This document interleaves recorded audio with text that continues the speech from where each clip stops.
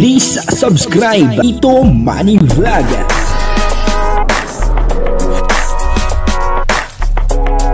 Payagan po si Tito Manny Vlog na mag-reactor para pambiling gamot sa kanya pong karamdaman. Wala man siyang records ng ng awayan.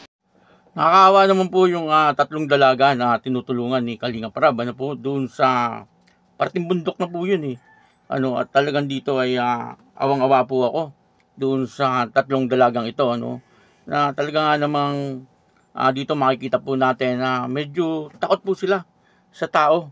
Bakit po ba sila takot sa tao? Ano po ba ang nangyari? Ano po ba ang naging trauma sa kanilang buhay? Bakit po ganun na lang sila halos hindi po makipag-usap kay Kalinga Prab? Bibigyan po natin yan ng reaction at sa video pong ito ay malalaman po natin kung bakit po sila takot sa tao. Pero bago po yan, ako muna po ay bumabati sa inyong lahat ng magandang umaga, magandang tanghali at magandang gabi sa inyong lahat mga kapatid. Saan man kayo ng panig ng mundo naroon ngayon ay mag-iingat kayo palagi at pagpalain kayo ng ating Panginoon. Maraming salamat po sa patuloy na tumatangkilik sa aking YouTube channel at nanonood sa aking video reaction. Patuloy lang po natin suportahan sila Kuya Bal Santos Matubang, Kalinga Prab, Ate Edna Vlog, Jack Tapia, Kalingap Dan, at yung mga kasamahan ko po sa Karepa. Ganun din po yung Team Views, at yung mga charity vlogger na Kalinga Partner. Ito po yung video na kung saan ay muling pinuntahan ni Kalinga Prab etong tatlong dalaga na tinatawag po nilang zombie. Zombie po ang parang ginagawa nilang pambubuli doon po sa tatlong dalaga.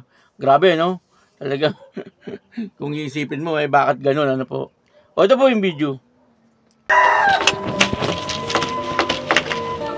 Hello, may tao ba dyan? Tao po. Sino ko sa likod? Meron dyan, dyan sa kwarto bro, meron? Dyan? Dito sa likod. Tingnan mo kung may tao. Parang tinutulak kayo. Tinutulak kayo. Meron tumutulak. Meron? Ang bihira. Hindi ko yung mama nila bro. Check ko na bro kung ito yung mama nila.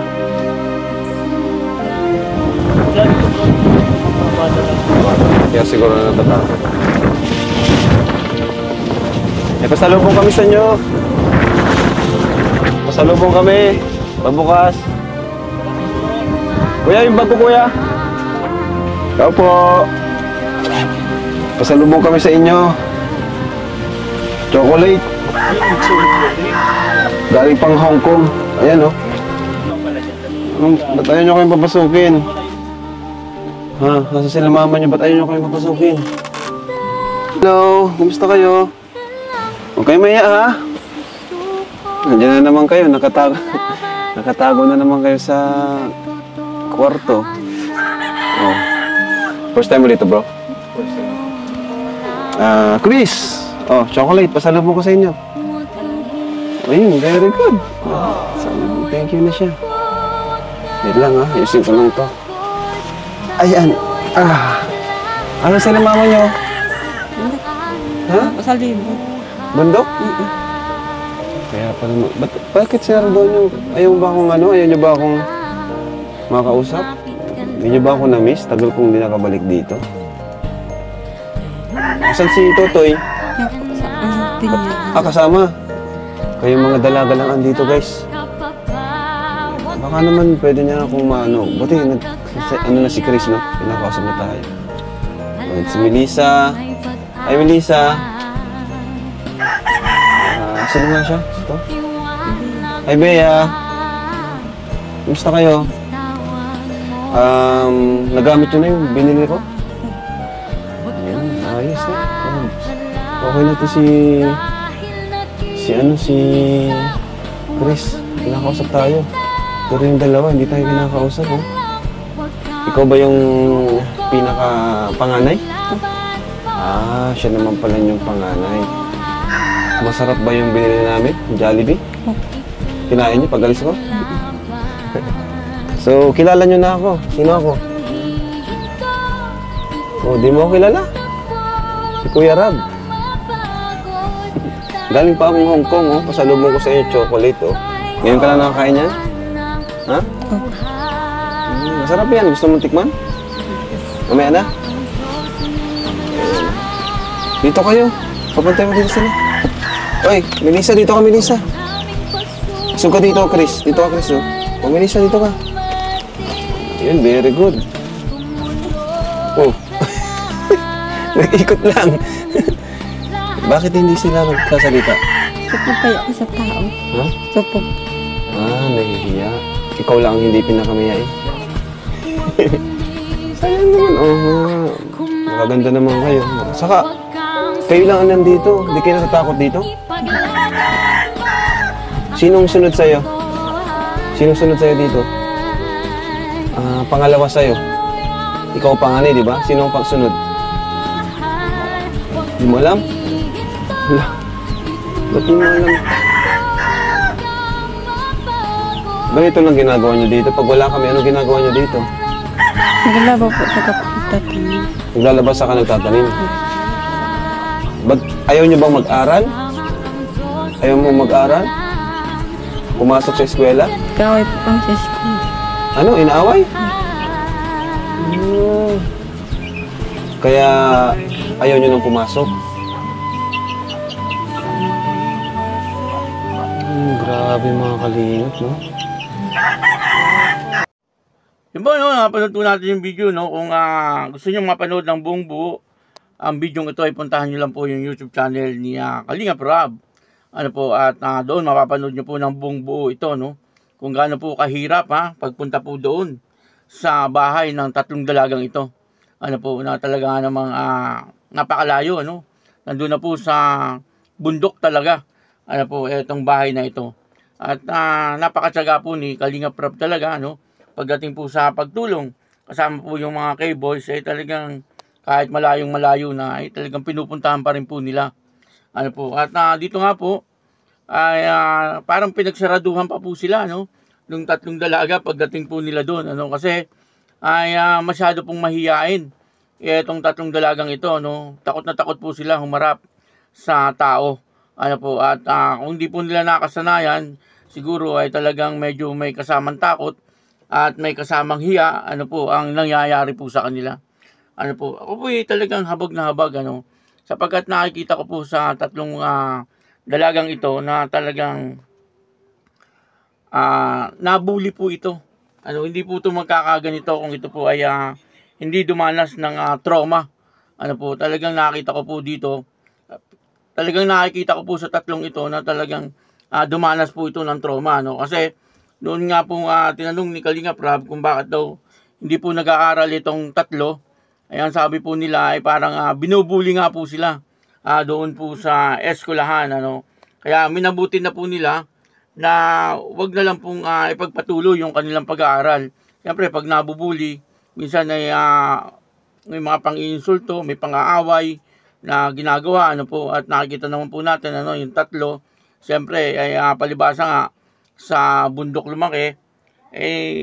Siyempre, minsan hindi po natin mawawala ano, na sa mga ganitong tao na nakatira po doon sa ganung lugar ay yung pagkamahiyain. Ano po, at yung pagkatakot na humarap sa mga tao.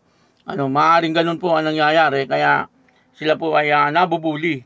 Ano po, kaya nakakaawa, ano po, nakakaawa. Sana ay magawa ng paraan ni Kalingap Rob, ano po, na mabalik yung tiwala ng tatlong ito, no, sa mga tao. Ano, parang wala po silang tiwala no, sa mga tao. Ano po, katulad nung pumunta nga po doon si Kalingap Rob, ay pinagsaraduhan po ng pinto. At ayaw po papasukin, ano. Pero nung bandang huli, nung nalaman siguro nila na si Kalingap Rob yung kumakatok, ay pinagbuksan po nila. At yung isa ay nakikipag-usap, ano. Pero yung dalawa talagang hindi po nakipag-usap yon. Hanggang sa matapos po yung pag-vlog ni Kalingap Rob, ay talagang hindi po nakipag-usap yung dalawa, no. Para bang talagang sila ay takot na may kasamang hiya. Ano po yun ang nakikita natin, ano. Sana, ano, na dumating po yung araw na talagang itong tatlong ito ay maging maayos po yung buhay nila. Ano, kasi kawawa po no.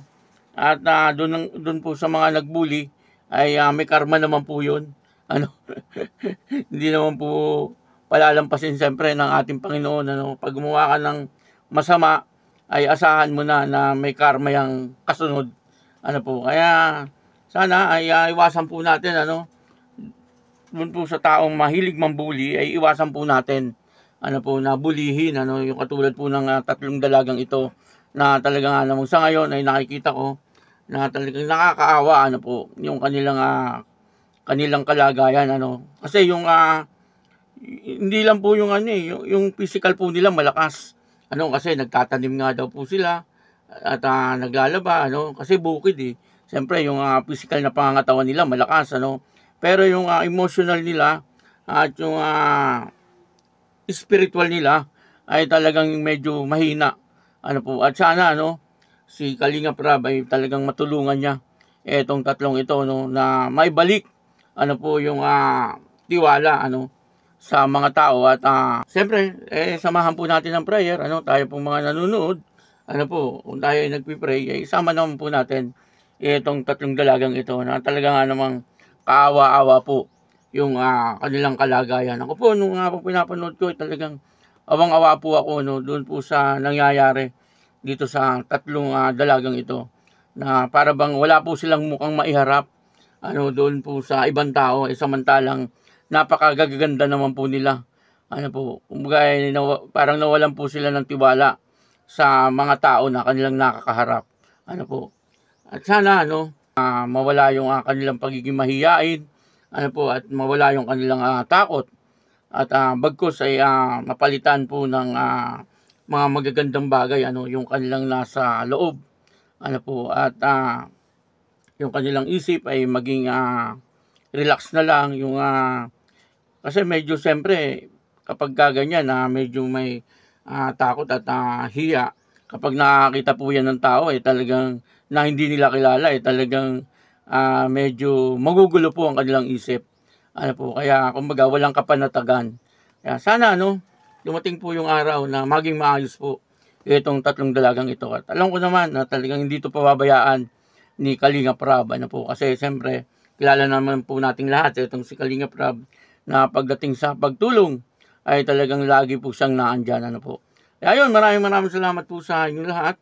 At ako po si Tito Manny Vlog na nagsasabing God bless you all. Diyos mabalos.